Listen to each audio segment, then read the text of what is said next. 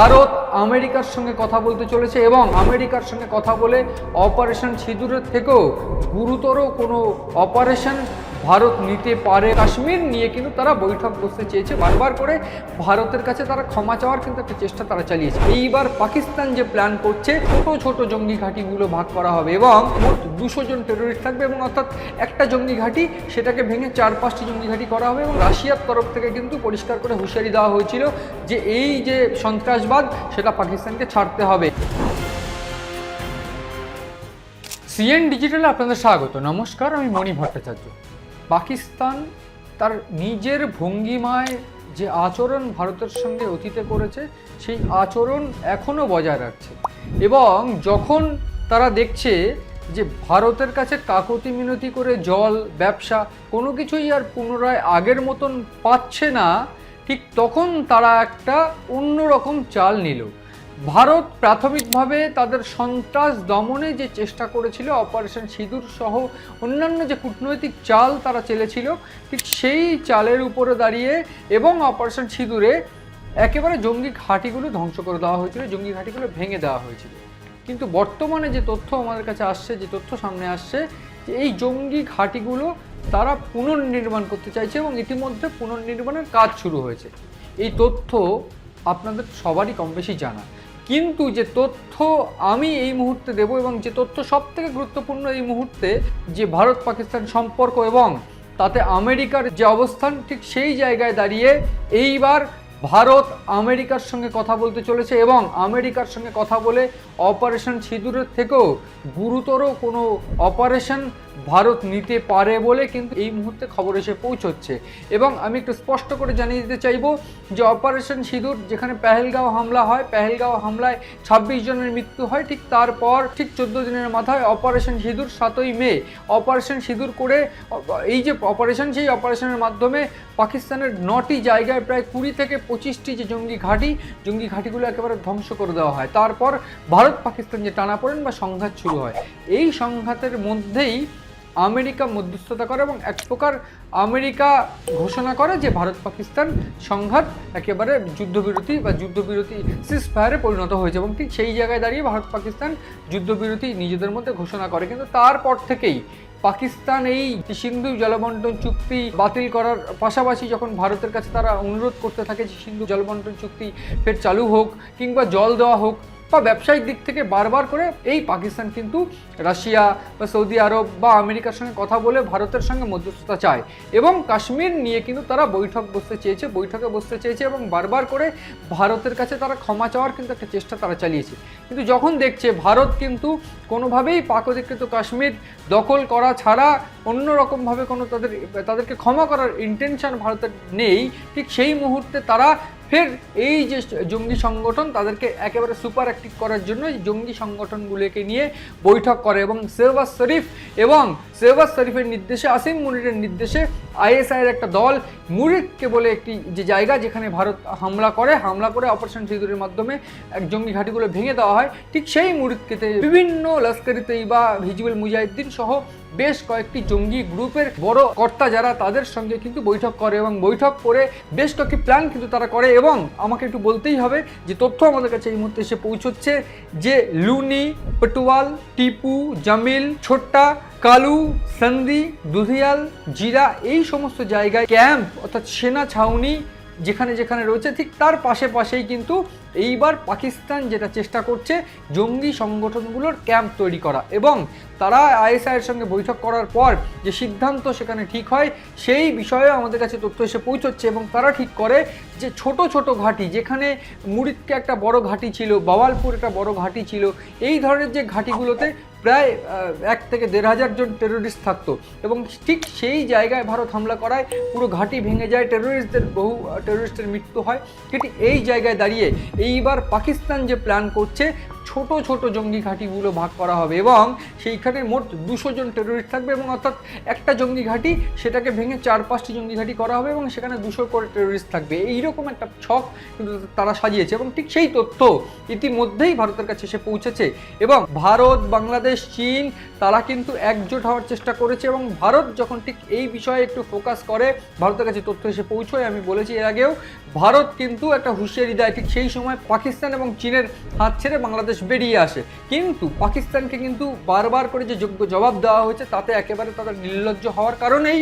এই রকম যে কারবার তারা বরাবর চালিয়ে যাওয়ার যে প্রচেষ্টা তারা চালিয়ে যাচ্ছে এবং এই যে হুঁশিয়ারি ভারত যে ফোকাসে রেখেছে, ঠিক সেই তথ্য এবার তাদের আরও ভারতের কাছে চলে এলো যে ঠিক কী কী প্রসেসে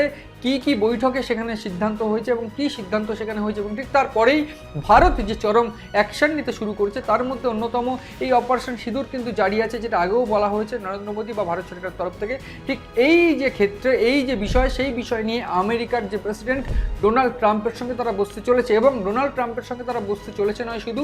ভারত কিন্তু বেশ কয়েকটি জায়গায় উন্নত প্রযুক্তির যে রেডার সিস্টেম, সেই রেডার সিস্টেম ইনস্টল করতে চলেছে এবং রেডার সিস্টেম ইনস্টল করে যে এয়ার ডিফেন্স রেডার সিস্টেম সেগুলো ইনস্টল করার ফলে পাকিস্তানের এই যে জায়গাগুলোতে যে কী কার্যকলাপ হচ্ছে সেইগুলো কিন্তু জানা যাবে এবং ঠিক সেই ক্ষেত্রে আরও একটি বিষয় একটু জানিয়ে রাখার চেষ্টা করব। পাকিস্তান কিন্তু যে প্রচেষ্টা ভারতের বিরুদ্ধে বা যে ষড়যন্ত্র ভারতের বিরুদ্ধে বরাবর চালিয়ে যাওয়ার চেষ্টা করেছে, ঠিক সেই জায়গায় S-400 এই যে সংঘাত, সেই সংঘাতে S-400 যে এয়ার ডিফেন্স সিস্টেম, সেই এয়ার ডিফেন্স সিস্টেম কিন্তু ভারতকে এক প্রকার রক্ষা করেছে বলা চলে এবং আমেরিকা এই ক্ষেত্রে কোনো রকমভাবে মধ্যস্থতা না করলেও রাশিয়ার তরফ থেকে কিন্তু পরিষ্কার করে হুঁশিয়ারি দেওয়া হয়েছিল যে এই যে সন্ত্রাসবাদ সেটা পাকিস্তানকে ছাড়তে হবে এবং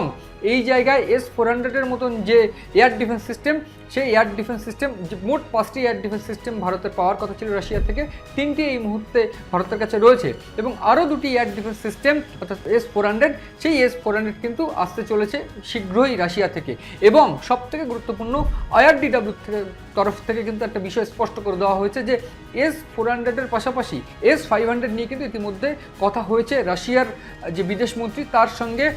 রাজনাথ সিং অর্থাৎ ভারতের যে প্রতিরক্ষা মন্ত্রী তার সঙ্গে কিন্তু একটা কথা হয়েছে ইতিমধ্যে, প্রাথমিক সে কথাবার্তা হয়েছে এবং $40 কোটি দিয়ে কিন্তু সেই যে S-500, সেই 500-এর যে চুক্তি, সেই চুক্তি কিন্তু হতে চলেছে। এই মুহূর্তে যে খবর আমাদের কাছে এসে পৌঁছচ্ছে যে পাকিস্তানকে টাইট দেওয়ার জন্য বা জব্দ করার জন্য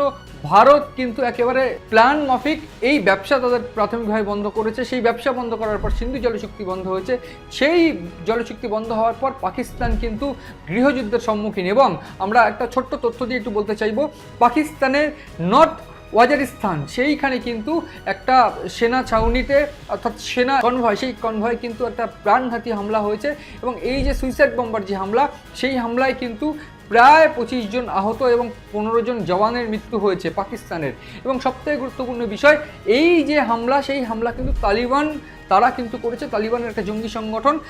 জঙ্গি সংগঠনটার নামও আমি বলতে চাইব হাফিজ গুর বাহাদুর। তো এই যে হাফিজ গুর বাহাদুর এই যে জঙ্গি সংগঠন তারা কিন্তু হামলা চালিয়েছে এবং প্রাথমিকভাবে মনে করা হচ্ছে এই হামলা কিন্তু একটা গৃহযুদ্ধের আকার ধারণ করেছে এবং এই যে গৃহযুদ্ধের আকার ধারণ করা এটা কিন্তু এক প্রকার অন্যতম একটা কারণ ভারতের সঙ্গে যে শত্রুতা তারা চালিয়ে যাওয়ার চেষ্টা করছে, সেই শত্রুতায় ভারত পাল্টা যে কূটনৈতিক চাল দিয়েছে সেই চালে কিন্তু তারা একেবারে হতাশ এবং শুধু হতাশ নয়, তারা কিন্তু হার মেনে নিয়েছে এবং এই কূটনৈতিক চালের পাশাপাশি যে সামরিক চাল ভারতের তরফ থেকে দেওয়া হয়েছে অর্থাৎ যে অপারেশন সিঁদুর ভারতের তরফ থেকে করা হয়েছে, সেই অপারেশন সিঁদুরে কিন্তু জঙ্গি ঘাঁটিগুলো ভেঙে যাওয়ায় রুটি-রুজি একেবারে চিন্তার মুখে পড়ে গিয়েছে পাকিস্তানের এবং এই পাকিস্তানের যে সরকার বা সেনাকে কিন্তু বারবার করে এই ধরনের হামলা বা এই ধরনের কার্যকলাপ দিয়ে জঙ্গি সংগঠনগুলো ফোর্স করছে যেন তাদেরকে ফের এই জঙ্গি সংগঠন বা জঙ্গি কার্যকলাপ চালিয়ে যেতে সুযোগ দেওয়া হয় বা তাদেরকে যেন সেই প্লটটা তৈরি করে দেওয়া হয়। ফলে ভারতের যে আক্রমণ, সেই আক্রমণ কিন্তু শুধু পাকিস্তান গভর্নমেন্ট বা পাকিস্তানে নয়, পাকিস্তানের সেনা, জঙ্গি একেবারে সবাইকে তছনছ করে দিয়েছে, এটা কিন্তু পরিষ্কার। এবং যে জঙ্গি সংগঠনগুলোর বা জঙ্গি যে কেন্দ্রগুলোর ফের পুনর্বিন্যাস বা ফের তাদেরকে তৈরি করে দেওয়া হচ্ছে সেই জায়গা, সেই প্লট, সেটাতেও কিন্তু পাকিস্তান বিপদে পড়বে। তার কারণ এই ক্ষেত্রে ভারত কিন্তু যে র্যাডারগুলো বসাচ্ছে সেই র্যাডারদের তরফ থেকে কিন্তু পরিষ্কার করে বুঝে নেওয়া হবে যে ঠিক কী কী তারা চালাচ্ছে, কী কী তাদের প্রসেস, তারা কী কী টেকনোলজি ইউজ করে কী ক্ষতি করার চেষ্টা করছে ভারতকে, এবং সেই ক্ষতির আভাস বা সেই ক্ষতির আঁচ যদি ভারত পেয়ে যায়, সেক্ষেত্রে পাকিস্তানের এই যে অপারেশন সিঁদুর করা হয়েছে ঠিক এইরকমই আরও অপারেশন কিন্তু ভারত পাকিস্তানের বিরুদ্ধে করবে, এবং তাতে পাকিস্তানের যে জঙ্গি সংগঠনগুলোর কিন্তু ক্ষতি হবেই, সে সঙ্গে পাকিস্তানের সরকার এবং পাকিস্তানের একেবারে দুর্মুষ করে দেওয়া হবে পাকিস্তানকে। এই তথ্যই কিন্তু আমাদের কাছে সামনে আসছে, এবং সবথেকে গুরুত্বপূর্ণ, ভারত অর্থাৎ নরেন্দ্র মোদী এই যে সন্ত্রাস দমনে তিনি বিশ্বের অন্যতম নায়ক, তিনি পরিষ্কার যে হুঁশিয়ারি তিনি দিয়েছেন যে কোনো রকমভাবে ভারতকে আক্রমণ করা হলে জঙ্গি দমনে ভারত কিন্তু আগেই থাকবে, ভারত একেবারে অন্যরকম ভূমিকা পালন করবে গোটা বিশ্বের নিরিখে। এই বিষয় বা এই তথ্য কিন্তু শুধু আমাদের নয়, এই তথ্য বা এই হুঁশিয়ারি পাকিস্তানকে নরেন্দ্র মোদী এবং ভারত সবাই দিয়েছে, এবং শুধু নরেন্দ্র মোদী, ভারত সরকার তারা নয়, ভারতের জনসাধারণ দিয়েছে এই হুমকি। গোটা ঘটনায় পাকিস্তানকে কিভাবে শিক্ষা দেওয়া হবে, এবং পাকিস্তান যদি তাদের এই কার্যকলাপ চালিয়ে যেতে থাকে, সেক্ষেত্রে পাকিস্তানের যে ধ্বংস সেটা সময়ের অপেক্ষা। এই গোটা ঘটনায় নজর রয়েছে আমাদের। নজর রাখুন আমাদের সিএন ডিজিটালের পাতায়।